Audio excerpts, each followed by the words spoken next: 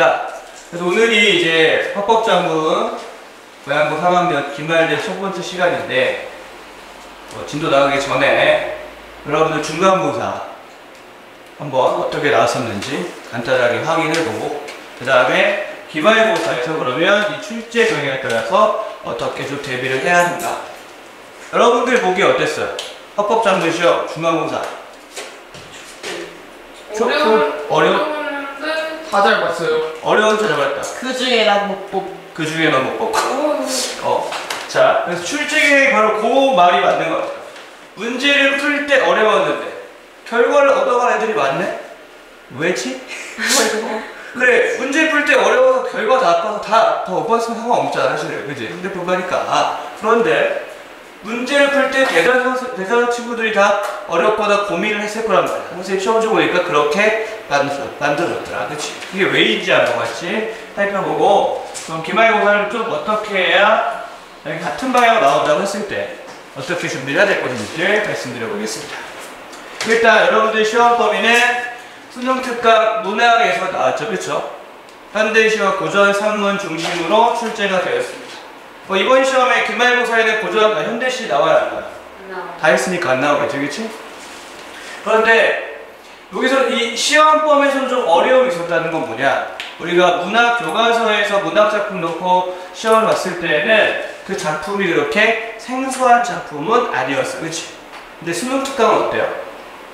처음 본 작품 많았어요, 그쵸? 이 얘기 뭐냐?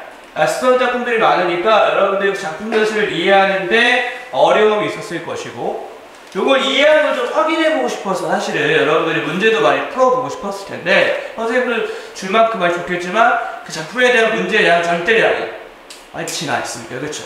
그러니까 경험을 좀 다양하게 못한 채로 시험 볼 수도 있었겠다. 그치? 그런 준비 과정에서의 어려움이 작품의 낯선 때문에 신경 쓸 수 있겠다. 그럼 문제, 주로 어떤 문제가 나왔느냐? 문제 유형을 좀 돌아보니까, 특히 현대시는 매 지문마다 일단 외부 지문은 안 나왔어요. 그쵸? 작품 안에, 우리 범위 안에서만 출제가 되었었고, 현대시 같은 경우에 두 작품을 비교하는 문제가 거의 매 지문 나왔었고, 느껴서. 그치? 그리고 한 작품의 내용과 형식을 좀 집중적으로 물어보는데, 여기서 여러분들이 어려움이 생기죠. 선택지의 내용을 판단함에 있어서 긴가민가 것들이 한 세트에 하나만 획득이 얼마나 어려워. 그치? 그치? 전체적으로 그게 한 3-4문제, 많으면 5문제, 6문제 정도 있었을 것이다. 그죠? 그 얘기는 뭐냐? 여러분들이 두 작품을 비교하고 한 작품을 비교해서 판단하면 원칙은 같아요. 기준이 명확하고 여러분들이 확실한 근거를 가지고 있다면 약간의 혼란과 헷갈림이 있었더라도 결국에 골라낼 수 있는데, 그치? 몇 개의 문제에서는 그 기준이 정확하게 정립이 안 된 상태에서, 혹은 선택지의 설명을 이게 맞는가? 설명에 대한 그 새로운 단어나 이렇게 설명됐을 때 준비가 덜 된 부분이 있지 않았을까? 그죠?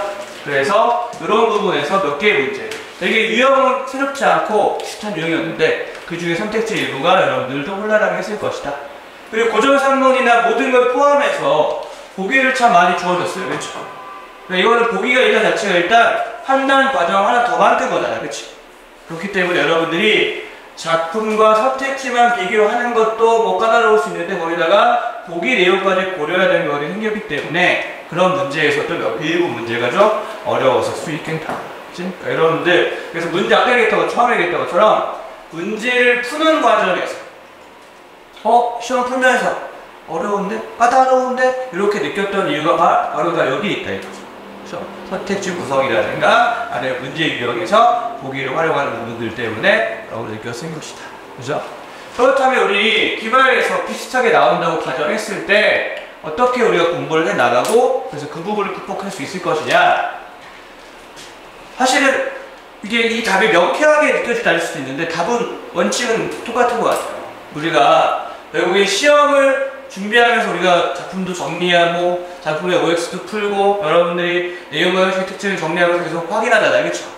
그런 게 좀 더 정확하게 이루어져야 되는데 이걸 좀 더 목표를 구체화하자면 여러분들이 정확한 정리하는 목적이 뭐냐?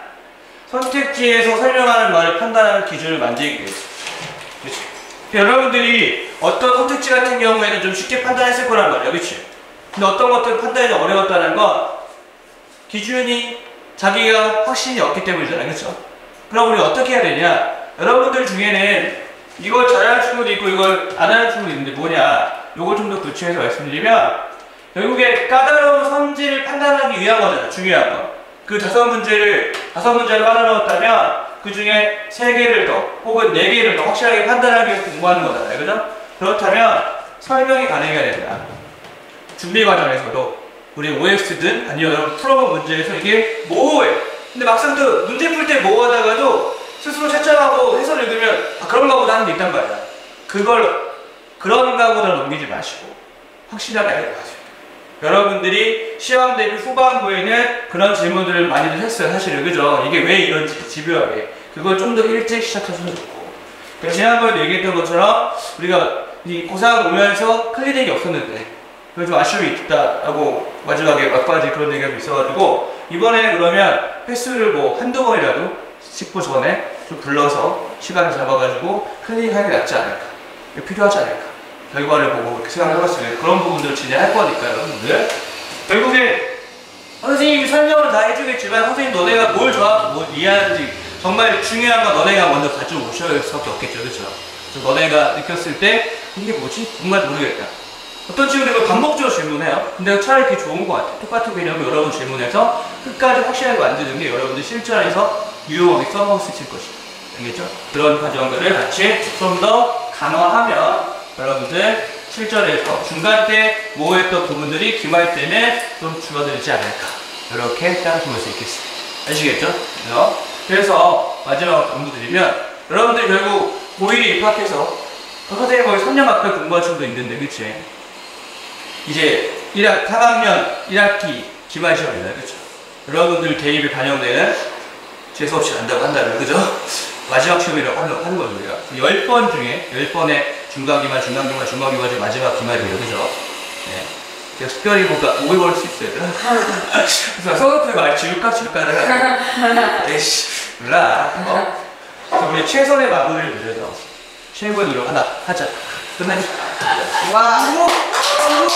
친구.